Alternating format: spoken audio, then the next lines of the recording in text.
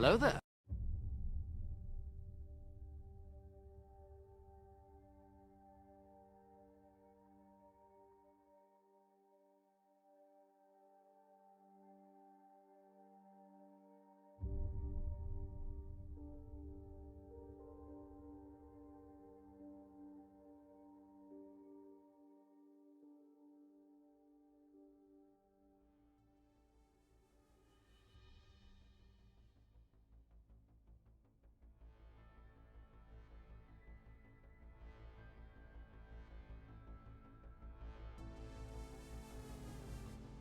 This is the story of Obi-Wan Kenobi. Obi-Wan Kenobi was a legendary Jedi Master, a Force-sensitive human male who served on the High Council during the final years of the Republic era. During the Clone Wars, Kenobi served as a Jedi General in the Grand Army of the Republic, which fought against the Separatist droid army. However, he was forced into exile as the result of the Great Jedi Purge, also known as Order 66.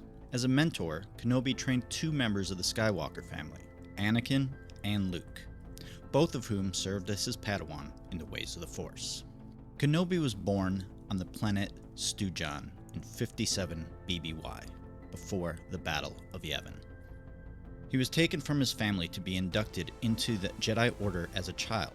He was raised in the Jedi Temple on Coruscant and assigned to Jedi Master Qui-Gon Jinn. In 32 BBY, Kenobi became a Jedi Knight by defeating the Sith Lord Darth Maul during the invasion of Naboo. He also chose to train Anakin Skywalker, the prophesied chosen one, destined to destroy the Sith and restore balance to the Force. Kenobi had promised Jinn, who died in the lightsaber duel against Maul, that he would train Anakin. With the outbreak of the Clone Wars in 22 BBY, Kenobi became the High Jedi General in the Grand Army of the Galactic Republic. He was placed in command of the Open Circle Fleet, the 3rd Systems Army, and the 7th Sky Corps. Clone Marshal Commander CC-2224, otherwise known as Commander Cody, served as his second-in-command throughout the conflict, which saw their forces achieve multiple victories over the Confederacy of Independent Systems. During the war, Kenobi's old enemy, Maul, re-emerged and sought revenge against Kenobi for their past encounters. Despite engaging in heated duels on multiple occasions, Maul failed to kill Kenobi or break his spirit. However, Maul did succeed in killing Kenobi's former love, Satine Kryze, the Duchess of Mandalore. In 19 BBY, Kenobi killed General Grievous, the Separatist Supreme Commander, during the Battle of Utapau, effectively ending the Clone Wars. He later survived the initial onslaught of the Great Jedi Purge against the Jedi Order, which was caused by the machinations of Sith Lord Darth Sidious. After discovering that Skywalker had turned to the dark side of the Force and became Sidious's Sith apprentice, Kenobi defeated his former Padawan on Mustafar. He then exiled himself on an Outer Rim planet, Tatooine, as the Galactic Empire rose to power. Adopting a hermit lifestyle as Ben Kenobi, he watched over Vader and Senator Padme Amidala's son, Luke. 10 years after going into exile, Kenobi left to rescue Leia Organa, Luke's twin sister. However, he was pursued by the Empire's Inquisitorius and Vader himself. Later, Kenobi was once again hunted down by Maul, whom he finally killed to protect the young Luke. Kenobi began the boy's Jedi training in 0 BBY. Soon after, he encountered Vader aboard the first Death Star. There, he sacrificed himself to ensure that Luke and his allies escaped from the Sith Lord. In death, Kenobi became one with the Force, which allowed him to continue guiding Luke throughout the Galactic Civil War. The lightsaber of Obi-Wan Kenobi.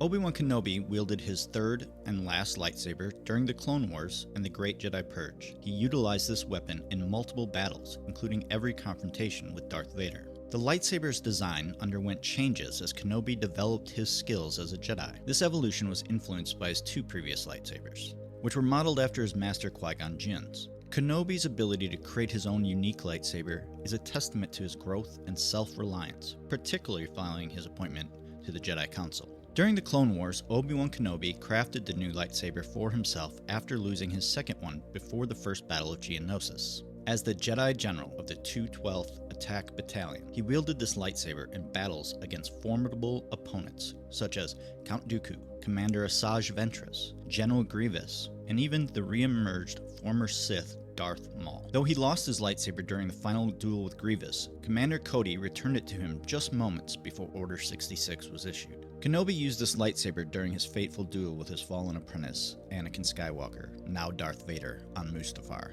and during his exile on Tatooine, although he refrained from using it in order to remain hidden.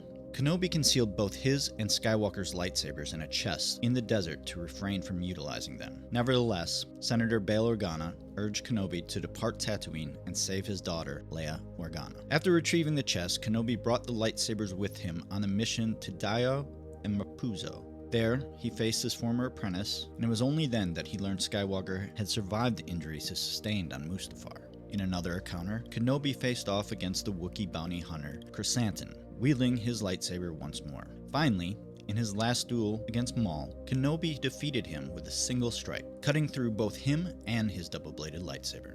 The blade was used by Kenobi until his death at the hands of Darth Vader in the final battle on the first Death Star. Luke Skywalker, Kenobi's second apprentice, found inspiration in the design and used it as a starting point to create his own lightsaber. Obi-Wan Kenobi's lightsaber form.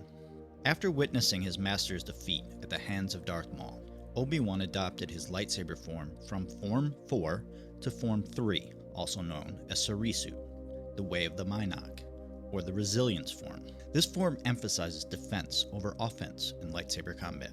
It emphasizes precise and controlled movements that prioritize minimizing unnecessary actions, which could create an opening for an attacker to strike. This is crucial for the total defense of Sarisu.